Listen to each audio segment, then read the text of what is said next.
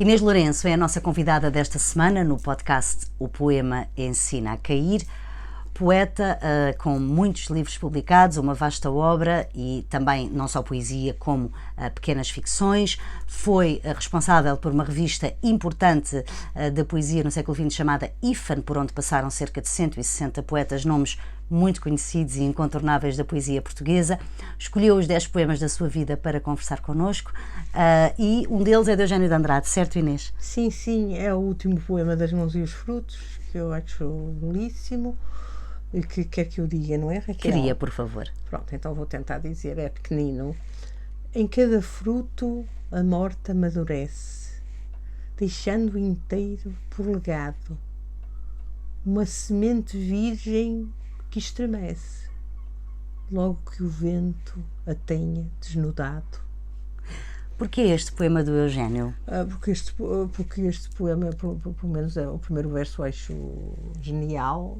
Em cada fruto a morte amadurece. Quer dizer que como numa coisa, o amadurecer é uma qualidade dos frutos, os frutos amadurecem e, portanto, amadurecer juntamente com o fruto a morte, acho uma ideia de uma grande densidade, de uma grande profundidade, mas ao mesmo tempo ele depois diz que deixa um legado.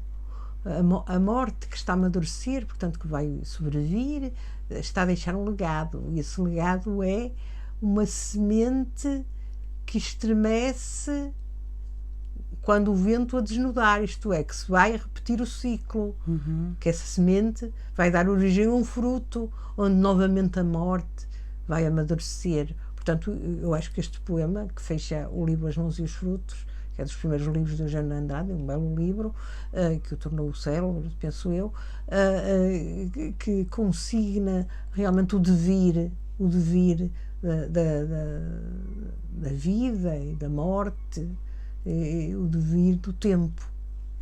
Cá está uma sugestão da Inês Lourenço para este podcast. Eugênio de Andrade é um dos poetas escolhidos. A Inês Lourenço conheceu o Eugênio de Andrade, conversamos também sobre isso no podcast. Conheceu outros poetas que trouxe para o podcast, podemos dizer talvez o António Ramos Rosa. Há de resto uma história curiosa ligada a esse contacto entre a Inês Lourenço e o António Ramos Rosa. Portanto, já sabem, se quiserem conhecer melhor a Inês Lourenço através das suas escolhas poetas, basta escutarem o podcast em todas as plataformas onde ele está disponível. Inês, obrigada. Muito obrigada. Eu é que agradeço, Raquel, a sua gentilíssima entrevista.